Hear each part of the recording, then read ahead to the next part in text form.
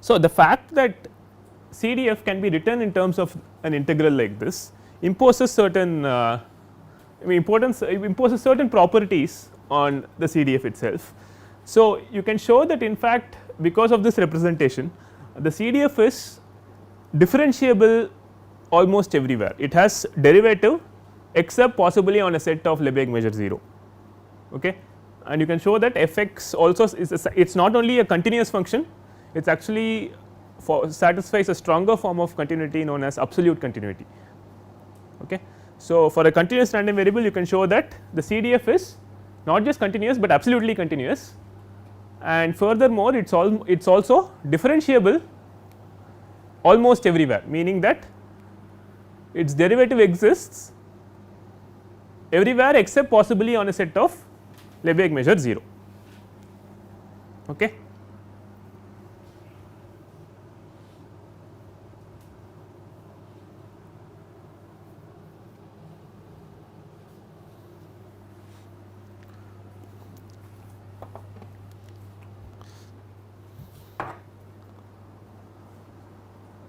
Yes. Fx of x is self-differentiable, but we have gems. This fx of x? No, for a continuous random variable, capital Fx of x is a continuous function, it cannot have any jumps. See, generally CDFs can have jumps, in fact for a discrete random variable we saw that it only has jumps, right, it is either flat or it jumps, right. For a continuous random variable not only is Fx continuous, it is actually also absolutely continuous, right, and in fact it is differentiable except possibly on a set of Lebesgue measure 0, right. These properties can be shown. So, I want to see, by the way, so I think I said this last class, the CDF is continuous at a point if the singleton, if the probability of that singleton is 0, right. So, if you are asserting that Fx, the capital Fx is continuous everywhere, it just means that all singletons have 0 probability, which is true for continuous random variables, but it is not the defining property of continuous random variables, because it also holds for singular random variables, as we will see, okay. So, not only is Fx continuous, it is also absolutely continuous and differentiable almost everywhere.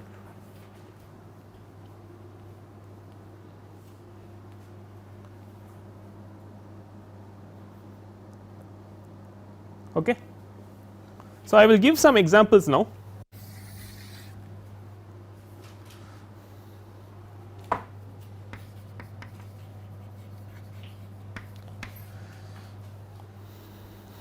Again see, I will give examples and I will only specify, I will not talk about omega fp, right, as I said you can just talk about px, right. Once your random variable realizes, you can only talk, you can afford to just talk about the measure induced on RBR. So, I will only specify px, okay. The first example is that of a uniform random variable. So, your sample space is, so I mean, so it is basically you are going to take RBR,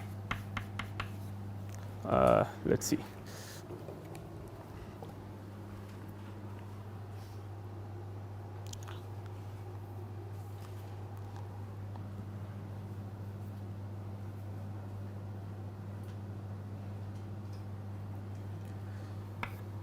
And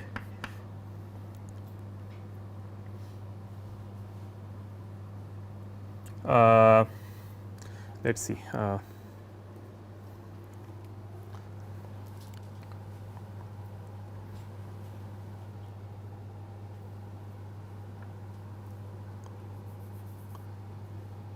So, okay, so let me, so this is a measure on RBR such that let me just specify the CDF, that is a little bit easier. So, Fx of x of the uniform random variable is equal to 0 for x less than or equal to 0, x if 0 less than or equal to less than x less than or equal to 1 and 1 if x greater than 1, right. So, essentially you are putting, so this is your CDF and this corresponds to a uniform random variable on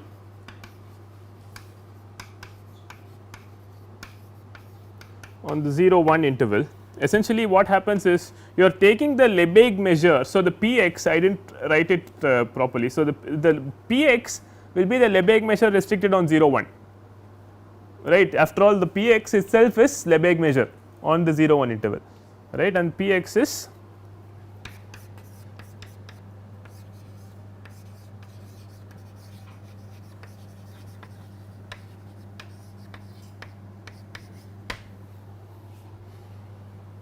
right. So, this is called a uniform random variable on 0 1. Actually, so uniform random variable is a random variable which induces the uniform measure. Uniform measure we have already studied on 0 1, right. That is why it is called a uniform random variable. Okay. So, its CDF is what I have written out there. So, your f x will look like that, f x of x against x. So, it stays at 0 and then it goes like that,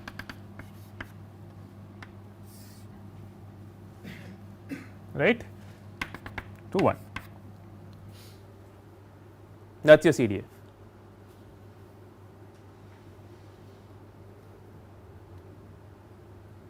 Okay. This is the function x. Now, this function, for example, so this function I have drawn here is differentiable everywhere except at 2 points, right. There is no derivative here, there is no derivative here, right, everywhere else it is differentiable, right. And in fact, you can see that this the CDF can be written as the integral of the derivative of this, right. So, essentially you have here everywhere that if you want to plot the little f, which is the probability density function, you can have 0 all of here, and then it is certainly 0 all of here, and in between it is 1, right. And here at this point it is not really defined, right, derivative is not defined, right, but you can define it wherever you want because you are going to integrate it, right. So, you can put the functional value here if you like or downstairs if you like, no problem, right. After all, the probability density function is, I mean, once you integrate it you are going to get the right probabilities anyway, right, it does not really matter. So, you can afford to change the functional value at a few points and the integral will not change, all right. So, the functional value here is 1. So, I want to emphasize that the probability density function has no interpretation whatsoever in terms of a probability, okay. It has no interpretation whatsoever in terms of probability. It has the interpretation of probability only if you integrate it over a Borel set. If you integrate f x over a Borel set, you get probability of the Borel set, okay. If you integrate it over an interval, you get the probability of that interval, okay. So, this f x itself has no interpretation of a probability, okay. So, in particular, for example, I could talk about a uniform measure in 0 half, right. So, in that case your function will be 2 x in the interval 0 half and your density will be 2 in the interval 0 half, right. So, it clearly does not have, I mean, the value of f x itself, little f x itself has no meaning in terms of probability. It has the interpretation of probability only if you integrate it, okay. So, do not pick off values from the PDF and say that is the probability, no, right. You have to integrate it to get probabilities. Any questions?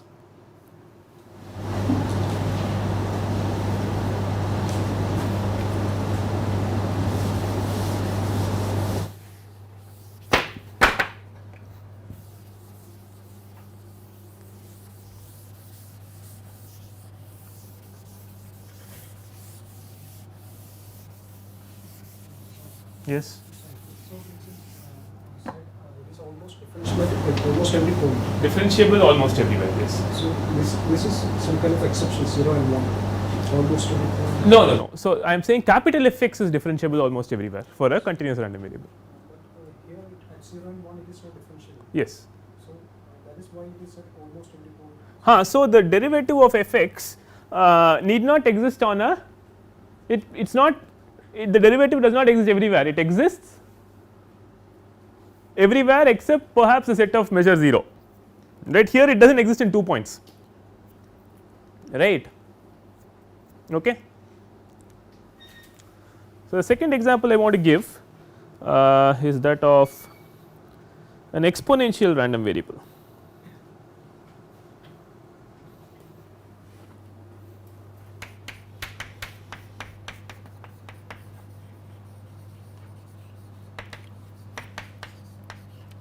This is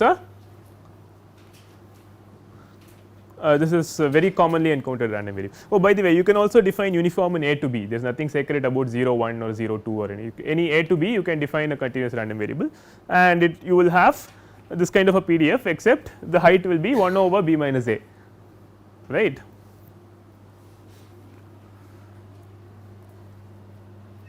So the exponential random variable has the following CDF. So I will just specify Fx of x is equal to 1 minus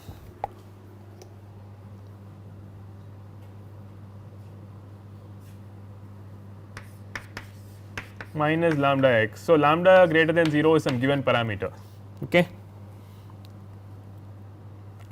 for x greater than or equal to 0, equal to 0 for x less than 0. That is your CDF. Okay. So the CDF looks like so you are going to 1, so you are plotting Fx of x against x, that looks like 0 everywhere here, and then it goes off like that, right. It is 1 minus e power minus lambda x, and you can see that the derivative at this point the derivative does not exist, but everywhere else it exists, right, and the PDF will look like Fx of x, little Fx of x will look like lambda e power minus lambda x for x bigger than or equal to 0 and 0 everywhere else. So this will look like, so start at lambda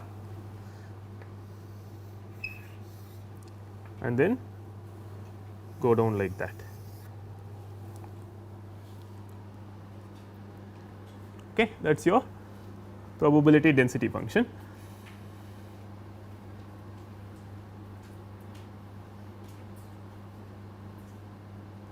So if your lambda is very big, you will start off at a very high value and decay very quickly. If your lambda is very small, you start off small and decay slowly.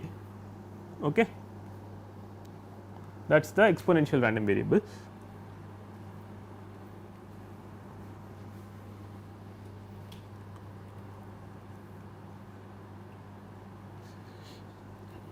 Now, this exponential random variable is of great importance because of a very special property that it possesses. Okay. So, the exponential random variable possesses a property known as memorylessness. Okay.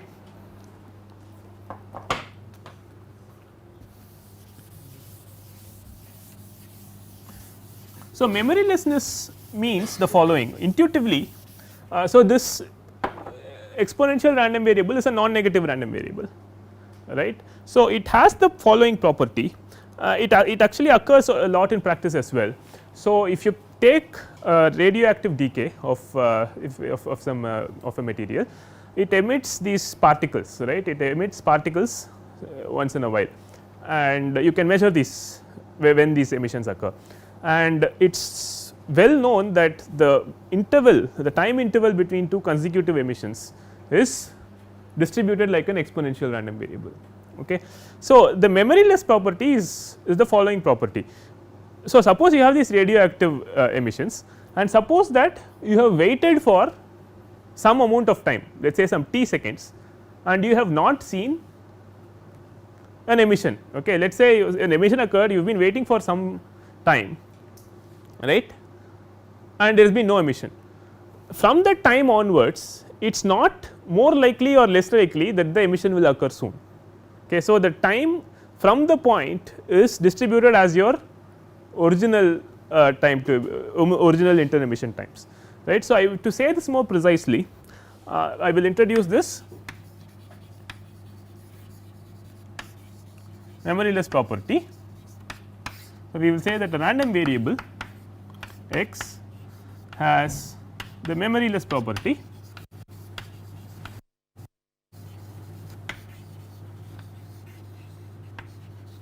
if random variable x non negative. Okay. This is only for non negative random variables. If it satisfies for all t comma s greater than or equal to 0, probability of x greater than s plus t given x greater than t is equal to probability of x greater than s. I hope I have written it correctly. X greater than x plus t given x greater than t, that is correct. Okay. So, I am just defining a property called a memoryless property. Okay. So, this property says that, see, this is the event. So, obviously, this is your conditioning on some event, right.